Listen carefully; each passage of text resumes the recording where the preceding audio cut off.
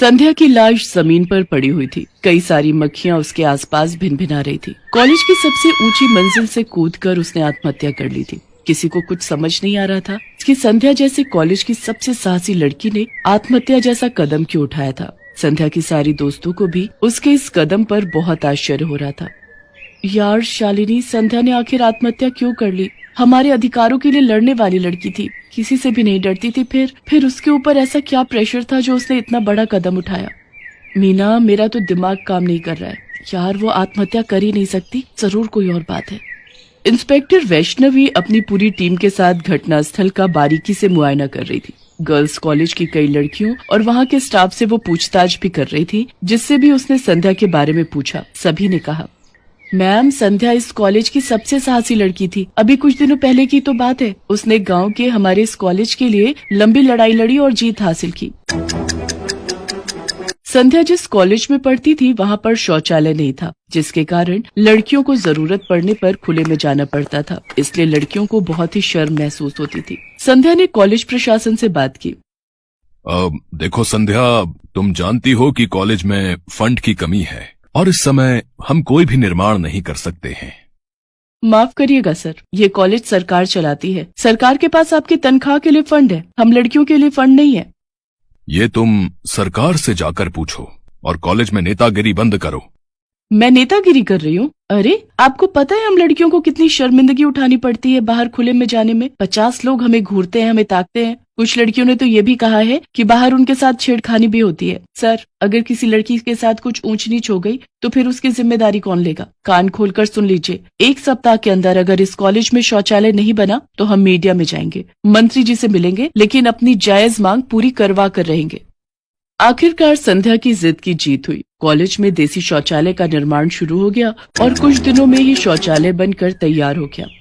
Thanks संध्या, तूने हमें शर्मिंदगी से बचाया। तू ना होती तो आज भी हम खुले में ही जाते होते और लोगों की खराब नजरों का शिकार होते। दोस्त, ऐसा मत कह, मैंने कुछ नहीं किया, सिर्फ अपने अधिकार की आवाज उठाई। लेकिन मैं तुम सभी से एक बात कहना चाहती हूँ कि अपने अधिकार के लिए खुद लड़ना पड़ेगा। हर बार कोई संध्या नहीं होगी तुम्हारे पास। सभी लोगों के मुंह से संध्या की तारीफ सुनकर इंस्पेक्टर वैष्णवी के दिमाग में भी बाकी लोगों की तरह कई सवाल आ रहे थे। उन्होंने लाश को पोस्टमार्टम के लिए भेजा और पुलिस की जिप्सी से थाने लौटने लगी। क्या किसी ने संध्या की हत्या कर दी? लेकिन उसकी हत्या कोई क्यों करेगा? उसकी आत्महत्या की बात भी गले नहीं उतर रही है। कोई पॉइंट तो ऐसा जरूर है जो मेरी नजरों से बच रहा है। संध्या का केस वैष्णवी को परेशान कर रहा था। उसने एक बार फिर से नए सिरे से इस केस की तहकीकात शुरू की। वो एक बार फिर से कॉलेज गई और उसके दोस्तों से बातचीत की। इस बार भी उसे कोई परिणाम नहीं मिला। लेकिन उस दिन जब वो वापस लौट रही थी तो माफ करिएगा मैम, लेकिन इस तरह पुलिस बार बार कॉलेज आएगी तो बच्चियां डर जाएंगी। हम पूरी कोशिश कर रहे हैं कि कॉलेज की लड़कियां इस सदमे से बाहर आ जाएं और अपनी पढ़ाई लिखाई पर ध्यान दें। लेकिन अगर आप लोग बार बार तहकीकात के नाम पर यहाँ आती रहेंगी तो फिर कहीं ऐसा ना हो कि बच्चियों के अंदर डर समा जाए और वो कॉलेज आना बंद कर दें। प्रिंसिपल साहब, जो हमारी ड्यूटी है वो तो हम करेंगे, क्योंकि ये कोई साधारण मामला तो है नहीं। कॉलेज में एक लड़की ने आत्महत्या की है और उसके कारण का कोई पता नहीं चल पा रहा है। न तो वो कोई लेटर छोड़कर गई है, न ही उसकी कोई दोस्त कुछ बता पा रही है। मैम, हम समझते हैं, लेकिन हमारी मजबूरी भी तो समझिए। वैष्णवी की पूरी तहकीकात किसी नतीजे पर नहीं पहुंच रही थी। उसने इस केस की फाइल को आत्महत्या का मामला मानकर बंद कर दिया। इस घटना के 6 महीने बाद की बात है। वैष्णवी रात की ड्यूटी खत्म कर घर लौटने ही वाली थी, तभी पुलिस स्टेशन की फोन की घंटी बजी। Hello, police station. फोन करने वाले ने उधर से जो कहा उसे सुनकर वैष्णवी के माथे पर बल पड़ गए। क्या फिर से गर्ल्स कॉलेज की किसी लड़की ने छत से कूदकर आत्महत्या कर ली है? ओह, आप लोग लाश को किसी को छूने मत दीजिएगा, मैं अभी तुरंत वहाँ पहुँच रही हूँ। वैष्णवी अपनी टीम के साथ एक बार फिर से गर्ल्स कॉलेज पहुँची। उसने सारी तहकीकात की, सभी से पूछताछ भी की, लेकिन आत्महत्या के कारण का कोई सिरा उसके हाथ नहीं लगा। वो हताश और निराश होकर लौटने ही वाली थी, लेकिन तभी उसे बाथरूम आया और वो कॉलेज के शौचालय में चली गई। और शौचालय जाने के बाद उसकी नजर एक ऐसी चीज पर पड़ी जिससे उसके माथे पर बल पड़ गए। अरे, ये तो गुप्त कैमरा है जो इस शौचालय के नल के पास ऐसे सेट किया गया है कि किसी को शक नहीं हो। हे भगवान, क्या यहाँ से लड़कियों की वीडियो बनाई जा रही है? जरूर इस कैमरे और लड़कियों की आत्महत्या का कोई कनेक्शन है। वैष्णवी ने कैमरे की बात बाहर किसी को नहीं बताई। वो वहाँ से निकल आई। अगर कैमरा वहाँ लगा है तो उसे कोई ऑपरेट भी कर रहा है। उसकी फुटेज कहीं तो जा रही है। ये केस बहुत ही पेचीदा है, मुझे फूंक फूंक कर कदम रखना होगा। उसी रात वो अपने 2 साथियों के साथ सिविल ड्रेस में कॉलेज में पहुंची। वो एक बार फिर अपने साथियों के साथ कॉलेज के शौचालय में गई और मधु, तुम जरा चेक करो तो इस कैमरे की सेटिंग किस तरफ और कहाँ से की गई है। इसके वायर कहाँ जा रहे हैं, कैमरे के वीडियो को आखिर देख कौन रहा है।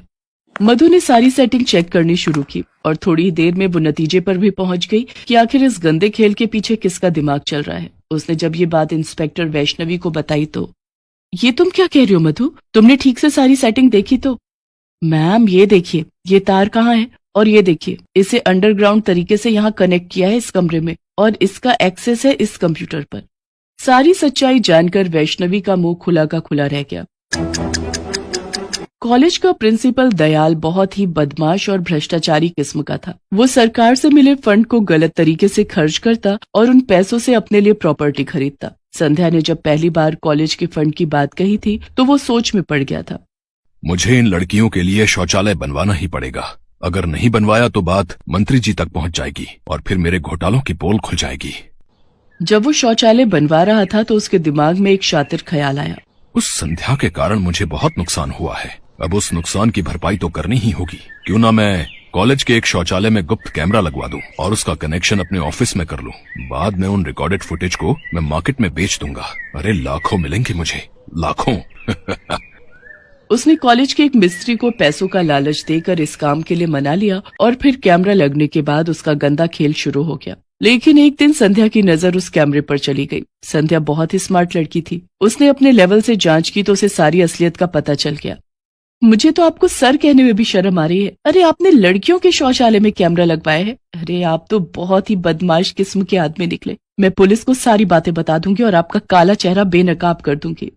प्रिंसिपल दयाल अपनी पोल खुलने से बेहद डर गया था और इसी डर ने उसे एक बड़े कदम को उठाने के लिए मजबूर कर दिया। संध्या, तुम्हें लगता है कि मैं दोषी हूं तो मुझे सजा जरूर मिलनी चाहिए, लेकिन मैं तुम्हें एक बात जरूर कहना चाहता हूं कि इन सब चीजों से मेरा कोई लेना देना नहीं है। कोई ना कोई है जो मुझे फंसाना चाह रहा है। तुम मुझे कल तक की मोहलत दो, मैं सारा दूध का दूध और पानी का पानी कर दूंगा, और ना कर सका तो तुम मुझे पुलिस के हवाले कर देना। प्रिंसिपल ने अपनी बातों से संध्या को कन्विंस कर लिया। अगले दिन की बात है, उसने संध्या को कॉलेज के मिस्त्री के माध्यम से चुपके से कॉलेज की छत पर बुलवाया।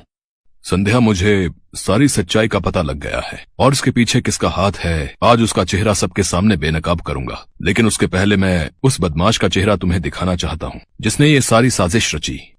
सर कौन है वो? संध्या, वो कोई और नहीं, मैं ही हूँ। मैंने ही किया है ये सब। तुमने सही कहा था, मैं बहुत ही बदमाश किस्म का आदमी हूँ और अब ये बदमाश एक और बदमाशी करने वाला है। प्रिंसिपल ने संध्या को छत से धक्का दे दिया। संध्या की मौत हो गई और उसकी मौत को आत्महत्या का रंग दे दिया गया। प्रिंसिपल का गंदा खेल चलता रहा क्योंकि उसने कैमरे को इतनी सफाई से सेट करवाया था कि किसी को कोई शक ही नहीं होता था। लेकिन एक दिन रीमा नाम की लड़की को भी उस गुप्त कैमरे के बारे में पता चल गया और वो सीधा प्रिंसिपल दयाल के पास जा पहुंची। सर, मुझे आपसे बहुत ही जरूरी बात बतानी है। किसी ने लड़कियों के एक टॉयलेट में कैमरा फिट किया है। ये तुम क्या कह रही हो? टॉयलेट में कैमरा? रीमा को जरा भी पता नहीं था कि वो जिस प्रिंसिपल को ये बात बताने गई है वही इसका मास्टरमाइंड है। रीमा, तुमने ये बात किसी को बताई तो नहीं है ना? नहीं सर, मैं तो सीधा आपके पास आ रही हूँ। तुमने ठीक किया जो सीधा मेरे पास आ गई। मैं पुलिस को खबर करवाता हूँ। प्रिंसिपल ने रीमा को भी किसी बहाने से छत पर बुलवाया और उसे भी छत से नीचे फेंक दिया। वो इस हत्या को भी आत्महत्या साबित करवाना चाहता था, लेकिन इंस्पेक्टर वैष्णवी की सूझबूझ ने उसका काला चिट्ठा खोल दिया। प्रिंसिपल दयाल, तुमने न सिर्फ अपने पद का दुरुपयोग किया बल्कि इस पद की लाज पेश डाली। तुम्हारे जैसे राक्षस जब तक इस समाज में रहेंगे, बेटियां सुरक्षित नहीं रहेंगी। इसलिए तुम लोगों का समाज से सफाया बहुत जरूरी है, बहुत जरूरी। दयाल और कॉलेज के मिस्त्री पर मौत का मुकदमा चला। उन्हें फांसी की सजा हुई।